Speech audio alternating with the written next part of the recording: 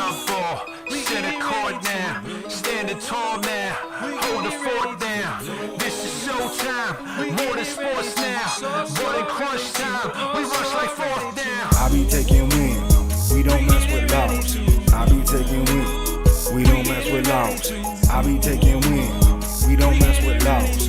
I be taking wins, we don't mess with laws. We been on that paper chasing on that fashion. We been on that paper chasing what you ration. Been in the grind now, we ready for prime time, ready for shine now, we ready to get smile.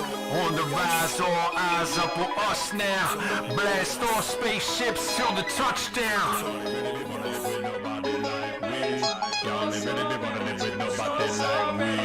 Energy level on high, put that trouble on fire.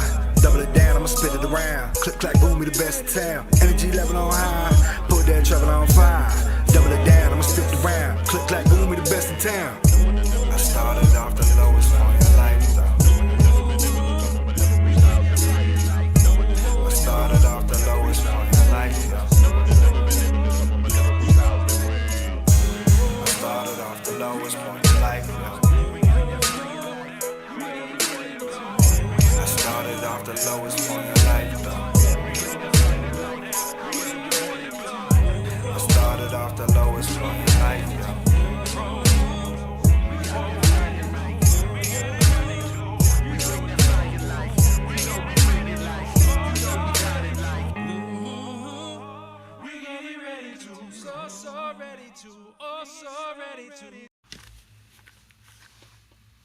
Yeah. It's kind of dark in here, yo. What's going on? A little dark in here, man. What's going on? My name is Pro. You checking out the ProQuo Flow, also known as the ProQuo Show. Yo. What's really good, people? I want to get right into it. Let's talk about this iPhone 15 business. I'm not an iPhone guy. Well, I previously haven't really been an iPhone guy. I had a free one from my job. That was about it. I think the number's still active for my Northeastern phone. I got to look into that. By the way, I don't know if I've mentioned this before. The iPhone, the ire that I've always had with the iPhone is that they intentionally have not let you utilize their wires on anything that we would want to use them on, like smartphones, Androids, right, from the competition. Now that is switched, now that they're just going with the USB, I don't know. I mean, the phone is getting up to par with my my Samsung. The endless battery life is the all-day battery life. Nice cell. Camera features, the little bubble pop-ups. I mean, I was reading the reviews, and I'm like, you know what? This might put me over the edge. I might just have to do it. I'm not sure. I certainly haven't committed to that. So what I want to do is let y'all hear a little sneak peek of what Clubhouse is like. So I'm going to turn on the audio. Steve. Okay. All right. Backyard, front yard. So that is Uncle Ventura Steve Boulevard, talking right now. Shout out to Call Uncle Steve. your mother. Call my... And this is what it looks like. So a bunch of people in a room like that. Oh my goodness. Steve's the guy up Shaver, you touched here a talking. nerve, He's the host. and I'll explain And in a little bit. you know, you can see the people with the green beans. They're moderators. And then I'm going to give it And back to I'm down Shane. here on the bottom. See, I'm listening. So, I'm over touching a nerve. Let's, over there.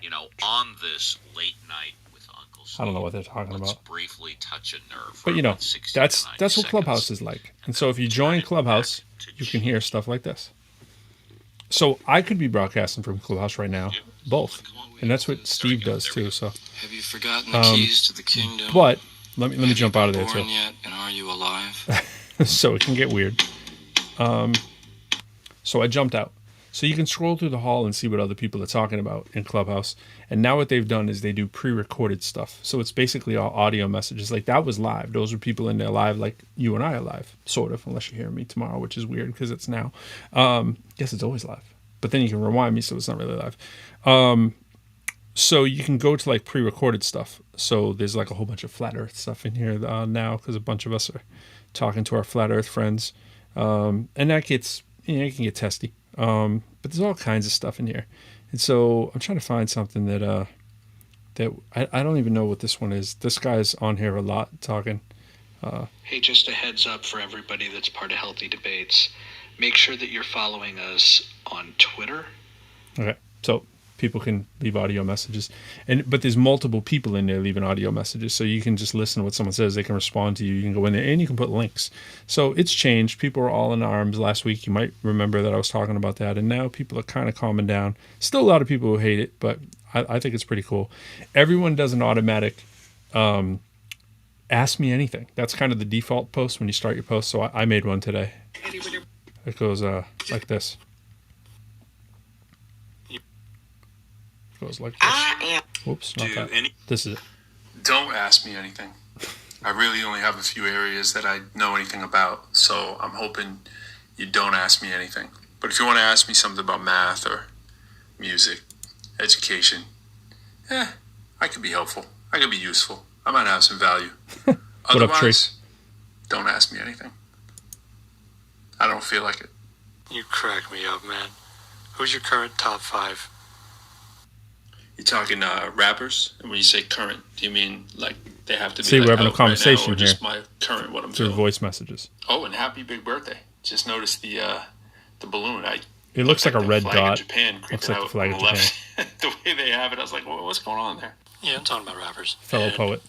Current as in, you know how Shout out the to list John. is subject to change. So, yeah, right now. All right, here's my top 5 as of today. Bro, I've tried to leave a message like 3 times in a row. Maybe it's because it's longer than 30 seconds for some weird reason, but I keep getting an error. I thought it was because we were talking at the same time. But all-time people who are live, not necessarily Who do you think I'm new, going to say? who are just amazingly talented is Pharaoh Monch, Black Thought, Chip Fu, who's a beast. I'm doing something with him right now. And, Andre and I think other people have a big catalog who are dope, who are out right now, is also J. Cole. So I would put those 5 in there. Huh. Chip Fu is a new name for me. I'm going to look that up right now. Just take advantages of how my vocals poke people and my notes. Holy I manage shit. to take advantages on how my vocals manage to take advantage of drum. Done it when I'm on it anyway. Yeah, he heard Chip, and that was his reaction.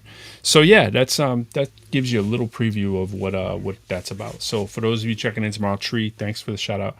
I see your message. I appreciate it.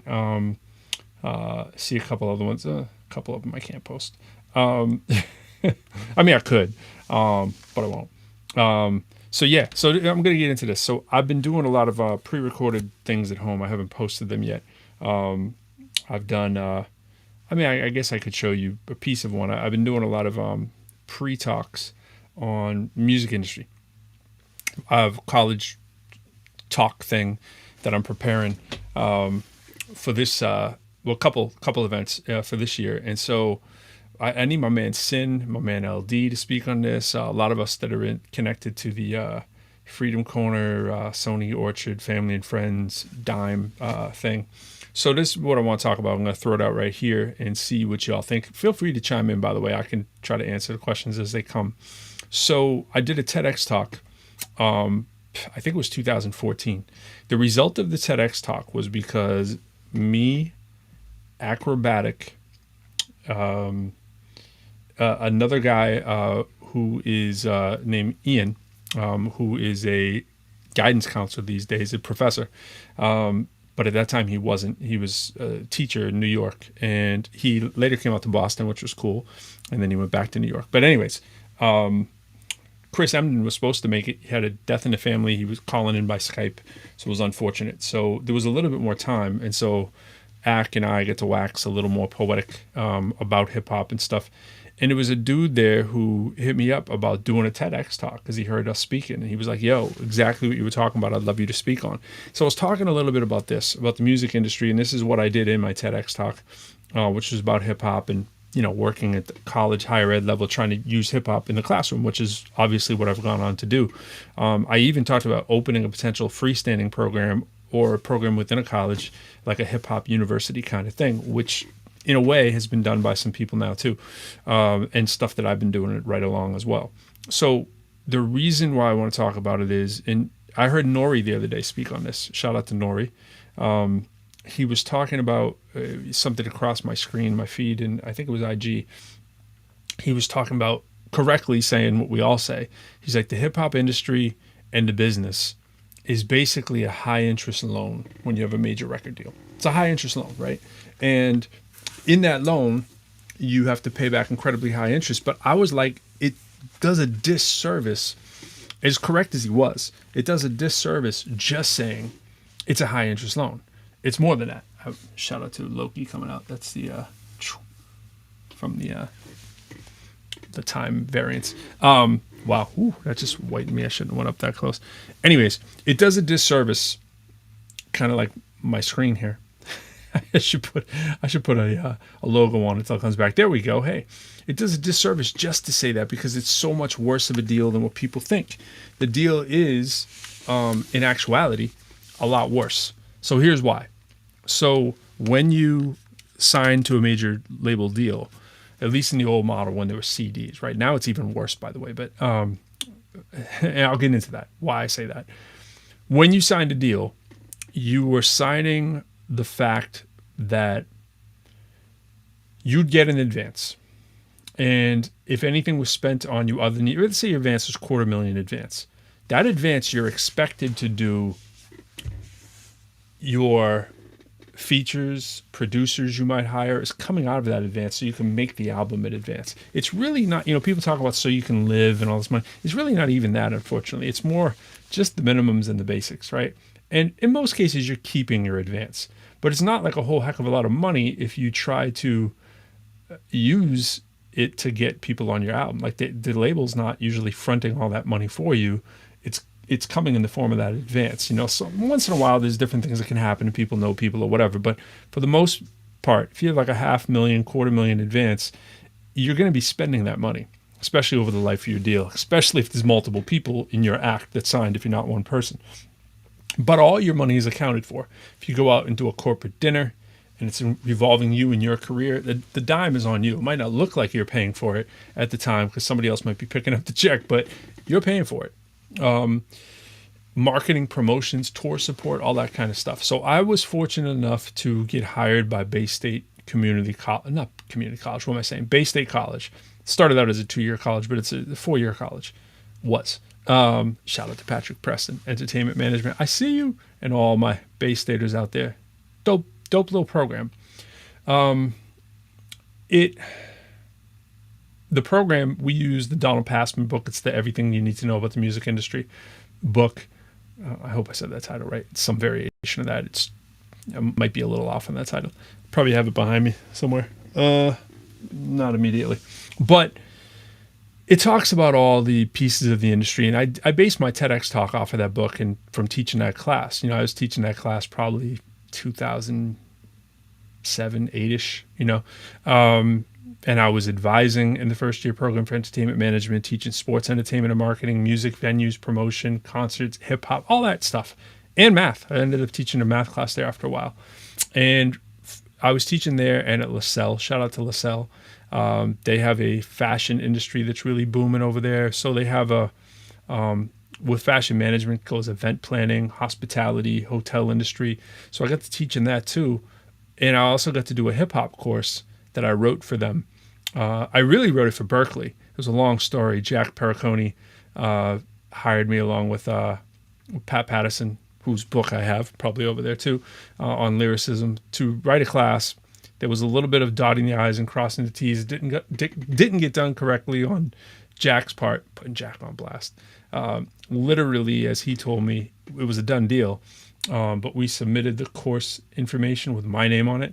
Little did he know you cannot have part-time or not hired people previously write a curriculum. It needs to be submitted from someone who currently works there full-time.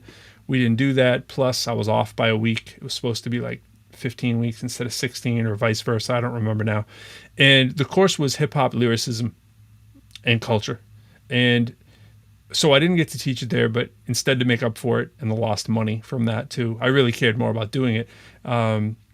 He hired me to speak and talk on the industry. And some of it was what I'm telling you right now.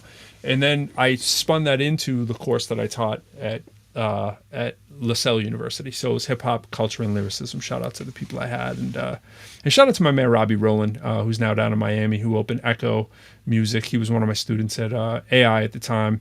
And we made a college project which is also on the wall somewhere. Oh, yeah, it's right over there. With students that were in college, and we were teaching them the music business as much as we could, but I wasn't necessarily teaching everybody music business because I had math classes with people. I would use those examples when I could.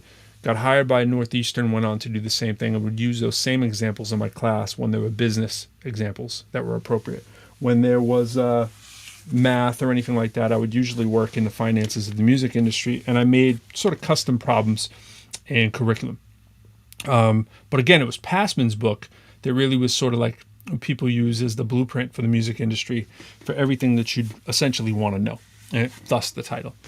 And one of the things that it would do is it would tell artists about their career, like who you needed, like, the management team, personal manager, business manager, a publicist, a lawyer, an accountant, the kinds of things that you may or may not need, and all the percentages that were standard, sort of industry standard, how you would divvy up your pie and how you were the last person to get paid, right? So again, it's reinforced through sort of the scheme and the way that the industry set up. So here it is with the bad deal, and I just want to say it formally for artists out there who might be considering the independent path to weigh the pros and cons, or signing with a major label. And we'll update that into today's thing. So it's like this. They give you the advance. You have that's in your pocket, but you're spending it to use whatever you got to do and live, right? And it's very little left after. It might sound nice up front, even if you had $1 million advance, right? It might sound nice up front, but the kind of features you'd be expected to have with that kind of money and producers and blah, blah, blah, it's going to go quickly, let alone all kinds of collaborators, studio musicians, DJs, whatever, right? We talk about the royalties and the mechanicals and the publishing and all that kind of stuff as well in that course. But the main thing is this, and it has to do with some of these royalties, that when you are given your deal, and let's say you have 10 points, that's about 10%, right? Points, basically percents. So if you have 10 points, let's say, on a deal, I'm just going to make the math really round. Let's say you do 10 points on a wholesale article, CD, album, whatever. So if it was physically selling in the store under the original model, right, in the stores, you would have this scenario. You sell a $10 wholesale, the record label gets that price from the store. You keep 1, they keep 9. But keep is a funny word, meaning on a ledger, you're credited with the dollar because you signed for 10 points. What is never said, whether it's acting in a movie, TV, or if someone's talking about it, commentating, they make it sound like that's all it is. That's bad enough that it's 10%, 90-10, right? That's bad enough. What they're not saying is this, the underhanded way that deal is written. I've never had anyone jump up and down either. I've never seen anyone jump up and down about this like I do. I jump up and down about it. Even when I hear people talking about the industry, they gloss over this. Maybe it's because I'm a math guy. I don't want to gloss over this part. The math kills me. It's not that the label sells, let's say 100,000 copies, because 100,000 copies at $10 a copy would be $1 million. It isn't that you sell 100,000 copies and now you're off the hook because you made the $1 million back. All that you get credited back is that $1. So $100,000 is credited in your account from the $1 million that you're on the hook for, right? The label, meanwhile, what's happening with them? Well, they got $9 a copy, not to mention plus your $1. That's the reason you're on the hook for it in the ledger, right? It's like you're credited with $100,000 that the label has in their pocket, right? Plus their other $9 per copy, which they also have in their pocket. You add that up, that's $1 million. A normal deal with like somebody you go into business with, let alone the percentages wouldn't be 90-10, you would be done right there, right? Hey, look, we brought in $1 million. Wow, we're good. We're back to square one. Now you can start making your $1, right? But that's not what happens in the music industry. You get credited for the $1. And meanwhile, the record industry has said, well, you've only paid back $100,000. You still owe us $900,000, even though they just made the $900,000 off of you on that $100,000 sale. Get it? So let's do it this way. 200,000 copies sell. What's the math? $10 wholesale. You get 10 points, which is basically $1, right, on a $10 album. Play along with that. 200,000 now. Remember, the first 100,000, you saw how that worked. You're still in the hole, 900,000. Now you sold 200,000, right? 100,000 more. Now the record label says, hey, you're off the hook now for another 100,000. But meanwhile, what's happened for the record label? They've just sold another 100,000 copies at $9. So they just made another $900,000 plus your extra 100,000. So the label is holding another $1 million. So now the label's holding $2 million, but telling you that you're on the hook now for 800,000 more at $1 a time. Meanwhile, they're making 9 times more than you on every one of those that sell, and you're in the hole. So if you fast forward to $1 million, which is a platinum selling artist, everybody be clapping. Oh my gosh, you went platinum. This is amazing. Get the plaques on the wall. Your friends are all thinking you're living that life, right? And it's potential you could be living a life that's really good if you happen to be doing a lot of shows from that, and you have a good percentage there and a lot of merch is selling and so forth, and you don't go crazy, right? But what's happened for the label, check this. 1 million copies, you're now at zero because you made $1 essentially royalty, right, on every one of those records. 1 times $1 million is $1 million. You're now off the hook, but you've now made zero. Congratulations, you are now free to make $1 on the sale 1,000,001. But meanwhile, the record label brought in $20 million, right? 1 million of that from the first 1 million copies is you and their investment, right? But magically, all that other money didn't go away. It still brought in $20 million. So the label is sitting there with 18 million plus your 19 million. The label's still sitting there with your million. They got that back. They're happy about that. And now they've made all the extra money. So if you sold 2 million copies, you'd be double platinum. You'd be huge, right? But you've only made $1 million. Meanwhile, the record label has essentially made 20 million minus the one that they put up front, right? So it's essentially like they've made 19 plus they had to give you 1 million. So record label, 18 million.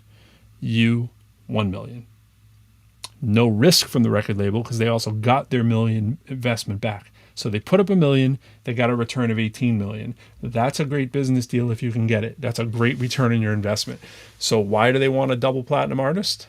Because they make 18 million to the one they put up, right? And pretty simply, if you cut it down to $1 million, it's just half of that. It's essentially 9 million, right? 9 million. If you go platinum, no wonder they're giving you a plaque, right? They're giving you a plaque. Hey, thanks. You just made us 900% investment. That's a great deal, right? So that's a great return on your investment if you can get it. So that's why the deal is so ridiculously lopsided and why you see so many rich, wealthy people sustaining themselves and their family and generational wealth in the music industry. Because that is a deal you can't get at the local bank. You can't get it on a local investment. That might as well, why it looks a lot like organized crime sometimes, because those rates would interest organized crime and they're interested, right? They're all around the music industry. So that's the deal.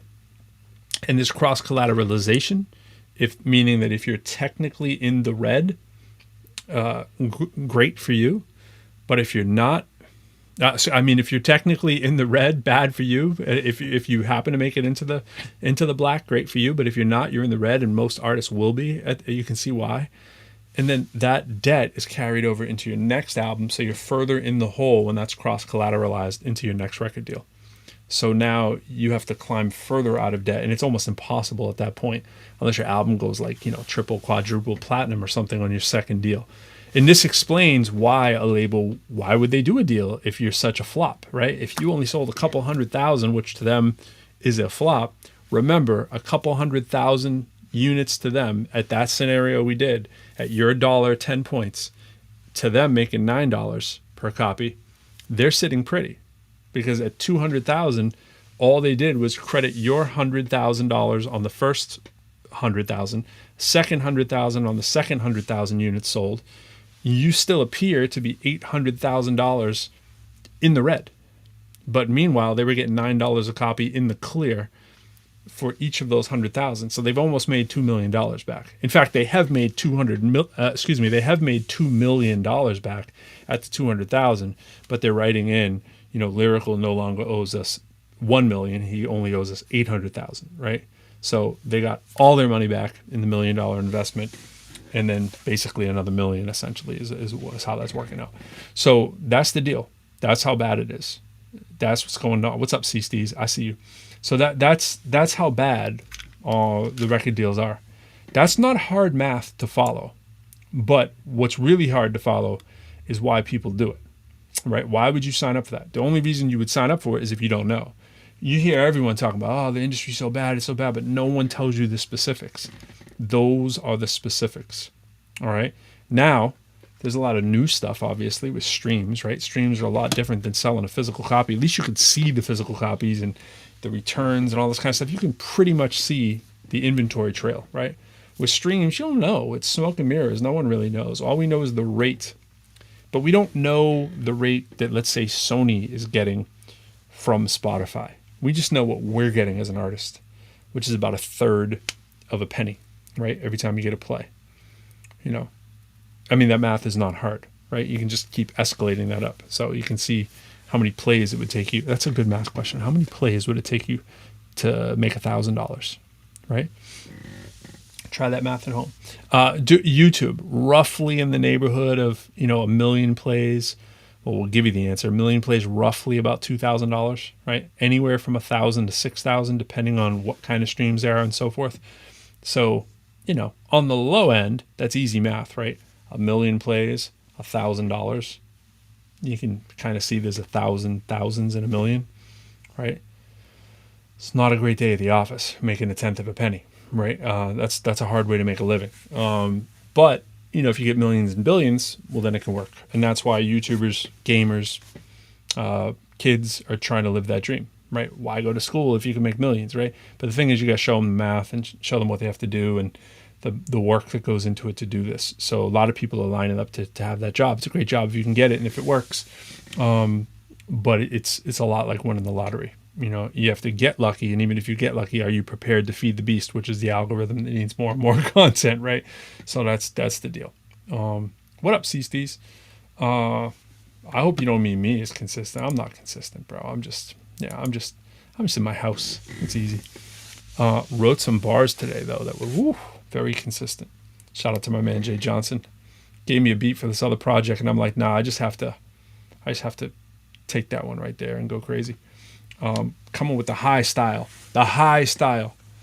Might just be the type of writer on this mic. It's kind of like my mic devices. I was using that sound, so that's why it's still in my head. Yeah. So I just wanted to put that out there. So I've been working on the video explaining that kind of stuff, doing a couple college events with that. I'm trying to actually do them at the high school level and middle school because, like, my son is, you know, he's 10. He already wants to be a gamer as well. And so trying to develop the course for it and then also speak to the young kids. So if you got young kids and you want to have someone come speak, holler at your man. I'll come talk to them about how that kind of works. And just the math and finance of it. And why it could be a good investment, why it could be bad. The other side, which I didn't really talk about, is why it could be good to even do the old traditional deal, even though it's terribly favored against you. If you do have one hit and you're in that scenario, you could potentially use that one hit for the rest of your life if it stays relevant. You know, perfect example is my man Drez from Black Sheep. You can get with this or you can get with that. That song came out in the 90s and it still bangs in every club. There are certain songs like that that last lifetimes. LL Cool J has a whole catalog of those kind of songs, right? He can play concerts whenever he wants to at any kind of whim. He doesn't really need to do anything new. His catalog is ridiculous, right? But even if he was getting bad record deals and bad money off those deals when he first started, you know, he can do them for the rest of his life. So there is something to be said for getting taken to the cleaners, as long as you got taken to the cleaners and the promotion was really good and adequate and everybody heard the song, or a lot of people heard the song, and it has some staying power, right? If it's not overly trendy, then it can probably stay around for a long time. So you make some classic material that you can perform for your whole life, then they can certainly make their money, right? And somebody like an LL is, you know, certainly stayed. You know, people talk about, oh, he's irrelevant, he hasn't made any albums in a long time. Yo, he can host shows, he's still doing television, still doing movies, still looks great. So when he's out on tour, all the ladies are still coming to see him. He's still getting that bag for sure, you know. So yeah, there's something to be said about that. And even the people who aren't, I always use the Big Daddy Kane example. You know, he's all over Instagram. I have him on my feed. I'm watching all the shows dude's been doing for years, right? It's just like, you got a couple hits that were legitimate hits, right? It's like in the pop lane, and when rap started really getting played in the radio, kind of that era, you can play forever.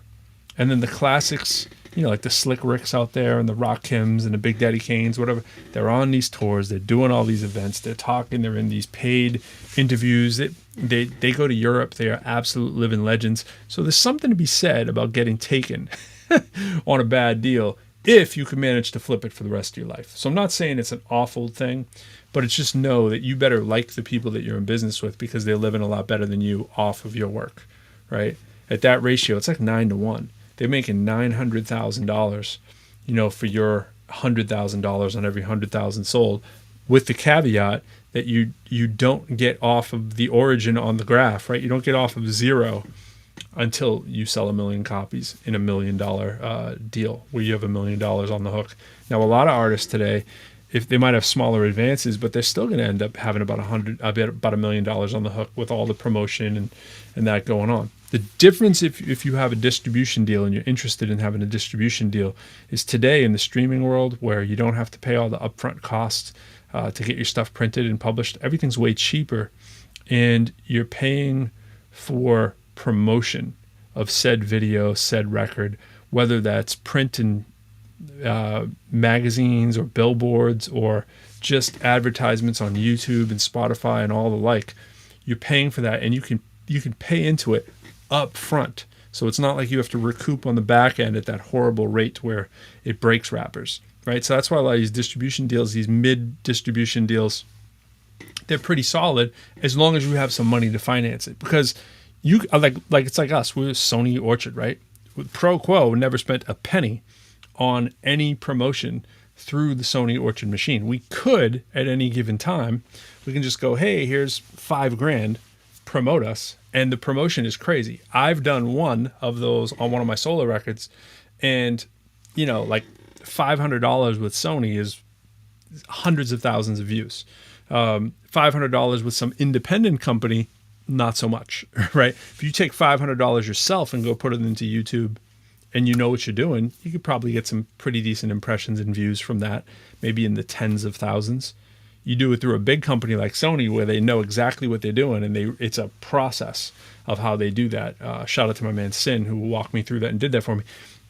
If you got a good song and it looks good and the video is good, that can turn into 100,000 plays easy, maybe more. In my case, it was a lot more. We'll probably re-up some kind of promotion like that. In fact, I know we will, because I know what's going on. So you can do that kind of stuff with a major distribution deal. You can essentially make yourself the hype that a label would have had to make you on a more minor scale anyways, but and not be on the hook for that money later. It's just you need to have the money up front, right? So it's an expensive game. If you want to have a legitimate hit, like a song that everybody in the hip hop world is going to hear, $50,000 to $200,000, you can guarantee it. If the song is decent, let's just say the song is decent, $50,000 to $200,000, everyone's going to hear your song. Now, the thing is that there's a whole lot of songs out there, and there's a whole lot of clutter. That's why it's so expensive. And how long is it going to last? Like, how is it seasonal? Is the song going to have a shelf life? Maybe it's going to be like a Will Smith song. It's like summertime, and you can keep banging that out every single summer. That's dope. But if it's just a quick song that you're putting out there, like, do you really want to spend $50,000 to $200,000 just to have a hit? If it's going to get you on tours, if it's going to get your product placement, if it's going to get your song in a movie, if it's going to get you speaking, performing, doing all the kinds of stuff that you'd want to do, promoting your YouTube channel, getting subscribers so you can monetize, then sure, it can make sense. But how many folks that have like an extra $50,000 to $100,000 sitting around are going to go spend it to do that? Is it assured that you're going to get $50,000 to $100,000 back? I would say no. Strong possibility you could if you know what you're doing, you got a decent team, but you have to be living pretty comfortably to be able to do something like that, or have a team that's investing in you. So that's kind of the differences of those couple approaches. I think most people have no idea what they're in for when they do stuff. They're like, oh, I just want to be a YouTuber or whatever. It's like, okay, we could all write a business plan today, make really high quality videos, put them onto YouTube, and start to have thousands, 100,000s, millions of views. I'm not saying it's a snap of the fingers. It's certainly not. But if we get a little creative, you think about it and you want to do it, you can do it. But just know 1 million views is not easy to get, right? 1 million views is going to translate to somewhere between $1,000 and $6,000. Okay. You could generate 1 million views with a video that's really good if you have a distributor, probably in the neighborhood of $2,000, which is what you're going to get back. So you can keep doing that, but you have to have a flip. It has to be something that leads to at the end of your business plan. What are you doing that for? You just like spending money to spend it? Okay. If it's going to be a wash, sure. But remember, it's not every single one of those is a wash. Not every single one of those is a guarantee that you're going to get those numbers. It's like promoting shows, which I've done for years. You promote a show, there's no guarantee the math is going to work out. It could be a lot of competition on that night you didn't plan for. It could be bad weather. It could just be random that people don't show up, right? Or it's just a little lower than your projections. Like 100 people lower at a club that holds 500 at $20 a ticket, you're talking big money, right? You can do that math, right? 20 times 100, 2,000. Do you have an extra $2,000 just to throw around if you're off 100 people? You know, and so a $20 rap show is a relatively modest rap show these days too, which probably means, you know, the artist that you're bringing. Let's do the math, right? 20 times 500, $10,000, right? If you're going to $10,000, how are you going to get an artist to fill in a 500 person club that's only going to charge enough under $10,000 that's going to make it worth your while to do, just so that you're not, again, breaking even? You better have some people on the undercard paying. You better have some merch selling. You better be tied in maybe to the alcohol sales. You better have sponsors coming in, kicking that money. It's a big formula. It's not hard. It's not complex math. Anybody can do it, but you got to be willing to put in the legwork. And so if you're a person like me, who is willing to do the legwork, who knows a little bit of math and knows a lot of people in the market you're in, you can be a promoter for many years and do pretty well at it. However, it is a thankless job. It is tiring, and it is not for the weak-hearted. So a lot of people are like, yo, I want to, everyone wants to meet the promoter. Everyone wants to meet the radio DJ. Everyone wants to meet the rapper that's doing someone. But just know it is a grind for any of those things to happen, let alone if you're doing more. C-Steez, would you right here? You said, I paid between $40 and $50 for a Jadakiss concert at Howard Theater. Yeah, that's about right. You know what I'm saying? That's about right. I forget what the seating is there at that Howard Theater. I know we've been to. What is that, like 500 people? Maybe 1,000? I don't remember how big it was. 700? I think maybe 700. I just don't remember. Was there upper deck at Howard Theater? Is it? Yeah, I know it was packed, I'm sure. Like I'd go see Jada if I had nothing going on at the Howard Theater for $40 or $50, especially if there's a couple people opening or whatever. Yeah, in that 700 range, right? So I mean, we can do the math here. I'm gonna type it in. 700 times, let's do average ticket price. Let's just say 50 on the high end. We got 35, 1, 2, 3. Now, Jadakiss is not getting $35,000, by the way. Jadakiss is probably in the 10 to 15,000 range. On any given time, depending when he's hot or not. But there's also deals you can do. He probably asked 20 and won't get it. Probably asked 25 and won't get it. If he's in the neighborhood, he probably would do it for 10. If he's not, he'd probably do it for 15. Depends where it is, what he's doing, what else he's got going on. Artists have to sign radius clauses that say that they can't do another show within a certain radius typically, but people that don't know what they're doing necessarily may not do that, because it can hurt your draw and hurt your business if he's doing a show just like, let's say Howard, right? If he's doing a show at Howard and then all of a sudden you heard he's doing a show in Maryland the next day, that could actually hurt your business, especially if Maryland is significantly cheaper. So yeah, there's those kind of things, but he could probably do a show over in Philadelphia the next day, which is a hop and a skip and a jump really, or Baltimore or whatever. And so he might do cheaper if he's in the area. That's what artists do, right? So 35,000, let's just say he charged 20. And say he got 20, is it worth it for someone to book out the venue if the only potential that they can make is 15,000 on that? Now, it might look packed, doesn't necessarily mean that everybody bought a ticket either. So there could be a lot of, other undercard artists in there, people that had to give away tickets to, promotions, who knows?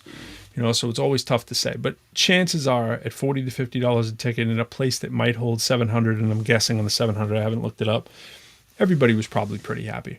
promoter might have walked away with $5,000 in their pocket from a show like that. Because, depending on the venues and what's in there, what's not doing, you rent sound systems, promotion, security, it goes real quickly. But you also probably have really great sponsorship on an event like that, whether they tied in the radio promotion, which can be costly. There's a lot of things that go into it. And again, it's a risk. It's like you do all this, you might make it. Hey, I've made 20 grand in one night. I've lost 10 in one night. So it really depends, what you're doing. Really, you're really making money on the consistent small stuff at a local market, or medium stuff, hopefully, or bigger stuff if you can do consistent bigger stuff. I had a yearly Friday night residency at a pretty big club in Boston, and that paid some bills. And then every other week at a smaller one called Bill's Bar on Lansdowne Street. And then you do one-offs, the Middle East and the Western Front back in those days, and the Milky Way, and maybe Club Evos up in Lowell, these little spots, and little tiny spots in Cambridge, little, clubs, and like the league, that you do, like the different leagues and different fraternities. You rent out those kind of places, and then you start filling in them with colleges and schools for yourself, so that's what you see. I paid 20 to 30 for an independent artist named Anise at Echo Stage. It holds 1,200 to 1,500 people. Gotcha. You're saying promoting? Oh, you mean to see. Paid 20 to 30 for an independent artist named Anise. I saw Aris at Echo Stage holds 1,200 to 1,500 people. Yeah. I mean, that's if you can fill a place that holds 1,200 to 1,500 on someone that only costs $20, that's great. That probably means that the promoter did really well. Normally, to fill a place with that many seats, you got to need an artist that's a bigger draw, and that means more expensive prices. The rule of thumb, by the way, is 50% to the artist on the promotion, on the gate, on these things. Doesn't always happen that way, but in the bigger you go up, that's pretty much the rule of thumb. So you do this math for anybody. You can do Beyonce, do whoever you want. Take the price of the ticket, take the full gate. The gate just means how many tickets sold. Cut it in half. Half is going to a major artist. That's pretty much it. So, let's say Beyonce's doing, I don't know, $200 a ticket. Let's do the math again, right? Let's do Beyonce's doing $200 a ticket times, let's say she's filling up a place with 100,000 seats. And we get 2, and let's count the zeros. 1, 2, 3, 4, 5, 6, 7. And let's go back here, put in our commas. And there you go. Now, is Beyonce on a regular basis charging $200 an average price ticket for a place that holds 100,000? She might be one of the few, right? Now, there's people on undercards too. Now, Beyonce's big enough where she doesn't need an undercard, which is crazy. So, if you made a 20 million gate, theoretically, Beyonce could be walking away with 10 million. Now, that's the top of the food chain. But that's roughly the math that's going on. Now, again, even a lot of major artists aren't guaranteed to be sellouts all the time either. Think about if it was, let's just use that example. Think about if it was a normal artist who's still a major star, who's getting an average ticket price of, let's say, 100, and let's say the place is 30,000 arena, like a basketball arena, right? Not math. Food and the drinks. Top of the food chain. Yeah, definitely. So let's do the same math. We got a 3. I like saying this for people because, it's the math teacher in me. 3, 5, 6 zeros, right? 1, 2, 3, 4, 5, 6. Go back, put the commas every 3 spaces. Boom. Boom. Now, so you're looking at a major artist, right? Let's say it's let's say it's major, but not like ridiculously major. If you get $100 a ticket at a 30,000 place venue, I don't know, let's say that's J. Cole, he'd be walking away with a nice little bag there, right? 1.5 million. You do that 50 times a year, right? And it's not like he is keeping it. I'm saying his team and him. It's all the other percentages have to get broken down too. So they have personal managers that are taking a cut. They have personal managers and business managers are two different things. But when you total it all up, personal manager, business manager, most people at that level, well, almost all, are going to have an accountant and a lawyer. And many of them are tied right into that income. Not all of them are tied right into everything. But a personal manager and a business manager definitely are tied right into that. And that could be 30% right there, tied into all those show performances, right? And then the other people are, different kind of fee set up. Not that they're making all the money off of every individual show, right? Lawyers, if there's paperwork involved with that particular show, yes, and there would be, but it'd be way more minor than compared to the cut that a personal manager and a business manager, and let alone an agent, would be able to make. So in the 33%-ish range, cut that down a third, and 2/3 of that could end up be sitting in the artist's hands. So in the case of Beyonce, even in that example where you see 20 million cut down to 10 million, 2/3 of 10 million, it's not a bad day at the office. Go in and, make a $6.5 million show plus merch, with the same rough percentage scales coming out. She might be walking out with $7 million, a show or something like that. I'm not exactly up on the latest and greatest of those numbers, but that's top of the absolute food chain and working your way down to like a local artist who's like relatively okay. And it's the thing, like shows still carry the bulk of the money because you could be wearing something that you're charging the people to wear as part of your promotion deal, your endorsement deal, whatever. At a minimum, every artist is wearing free clothes. At a maximum, they're paid to wear the clothes, just like NASCAR or pro tennis or whatever, depending on the individual endorsement deals. And some of them are after the fact. Some of them you're being paid to wear that at said event, and you're paid later, especially for a lot of smaller artists. I've been involved in some of that too on a much lower scale. But, there's been times I've just turned around and said, yo, I'm going to be on stage with 8,000 people. I'll rock your shirt. Yeah, $500. I'll wear your shirt. There's always people lining up to do that. But people don't think of that all the time. You have an 8,000 person audience. Are you just wearing your shirt? Maybe it's worth it for you. You're just wearing your hat. I've worn my hat in the Matthews Arena in Boston, which is an 8,000 person arena, and charged to do it. Most artists are doing that kind of stuff if they have been doing their thing for a while. You're going to go up there and just rock a random hat? No, not if you have access to a crowd. That you have to know what revenue a ad agency would charge. Or what do they charge per eyeball? Is when you take marketing, that's what you learn, right? It's per eyeball, per impression. So per every eyeball that's in there, you can find that information out pretty easily. Like, what does Dunkin' Donuts pay per eyeball? Right? And you think about that, and it's like, okay, Dunkin' Donuts would pay you for those eyeballs too. They don't really necessarily care how you get the eyeballs, right? There's a lot of different ways to do it. They're going to take the sure thing, but they might want some niche stuff too. And if you can bring them a market that they don't necessarily have access to in terms of the way that it's segmented and divided up, well, then you can have access to it too. But you need to know what it is so that you can charge for it too. It's more than just charging for folks on your YouTube page. That is just a microcosm market and business model of the same thing that happens live, where people are paying advertisers instead of in person just to come by your page. All right, well, that's about it. That's about all I got time for. I got to get out of here. See Steez. Thanks for checking in. I don't know what the last one was, but if you can get it up there, you got 20 seconds. We can get it up there. You got to be using some of that big money you're making, man, and invest in some of these shows, man. You got to be on the other side of the desk. Or be on both sides of the desk, Yeah. I don't know what happened on that last part. See, Steve, you got one more?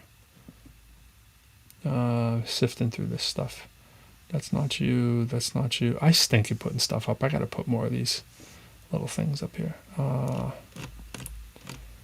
140. Picked up a ticket. Okay, what are you saying? I picked up a ticket for a Erykah Badu concert. 140. 17,000 people. Yeah, that's Erykah Badu money probably, right? Depending on when it was. Was that like 2015 or something? Or was that recently? So I can't imagine it could be too long ago if you're paying 140. 140, 17,000. Yeah. I mean, you cut either one in half. Doesn't matter. Kind of a fun trick there with math, right? You can cut the 70 in half and multiply it by the 17,000, or you can cut the 17,000 in half and multiply it by the 140. 2023. Oh wow. Okay. Yeah, that seemed like modern prices. So 70 times 17. What's that? 119. Right. Let's do it. Let's do it, shall we? 70 times 140. Most Def opened up. Oh, okay. Well, Most Def was getting the check. That's for sure. That's some heavy tour support. 140 for the ticket. Capital One. What did you say the amount of people was? 17,000 people. Okay. 17,000 at 140.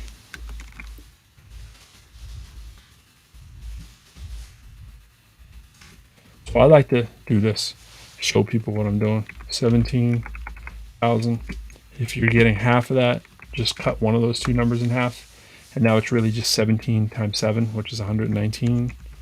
And throw the zeros on. 1, 2, 3, 4. You're looking at that. 1.19 mil. Yeah, that's nice. But Most Def was not doing that for free. Most Def, if that was a major tour like that, I mean, she could have been throwing Most Def, 40 grand. Who knows, maybe 50, Take that out of there. She's still doing okay. She's in the 1.1 million crowd. Oh, that's real nice for Erica. But there's got to be more people in there. I'm sure that wasn't the only opener, and there's probably some other stuff. But yeah, at that level, it all depends to where all the seats filled, and where all was at the average ticket price, or was that just the tickets you pay? Because you're a big baller, so it's probably above average. Average was maybe closer to 100. Who knows? Dope. Yeah, well, that's a look into the math. And these are just rules of thumb. They can always get violated. The bigger the artist, the bigger they can command more stuff.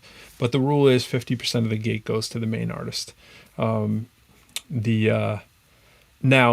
if they're the main artist and they have people in the undercard, though, and they need that support to get there, it's coming out of that money, too. It's like they're not just going to do 50% is going to your people, right? So if you're a promoter, the other 50% is going to you. So it's 50% to you, 50% to the artist cost.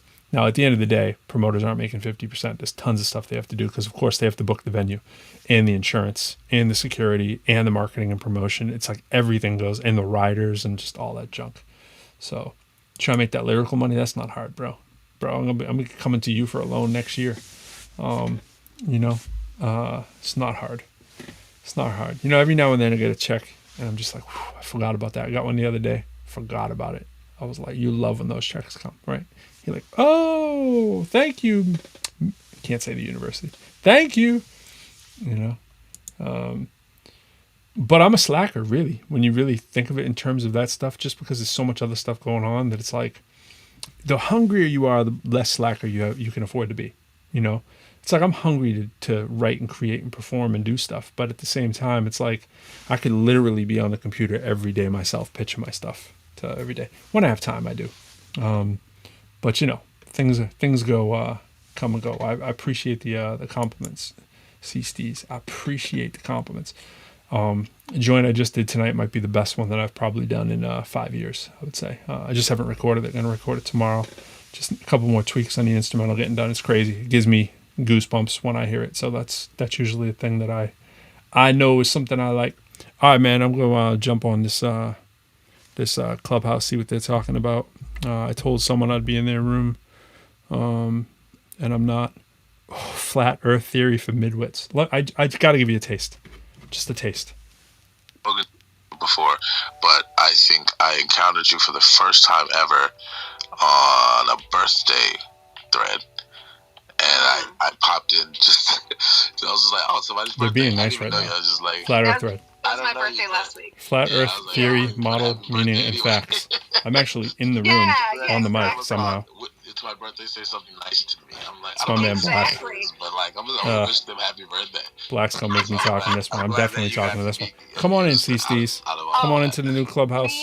I'll send you the share. In fact, not only will I share here, I'm gonna share on my Facebook.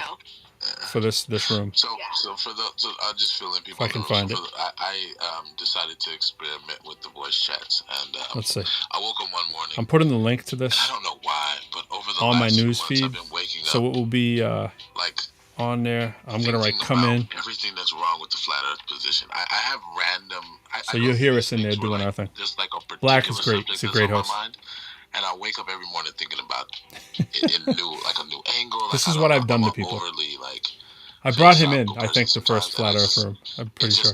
There's certain I things about mess it up that people's just lives irk me with because realizing from that all my these point Flat of view, Earthers are out there. It's obvious. It's All right, like y'all. it's apparent that there's so See over many there, problems CCs. with it that like There it are actually many. disturbs me that people genuinely believe it. So anyway, I just decided to like experiment with the voice chats based on that, and I just decided, okay, I'm just gonna do something very simple and very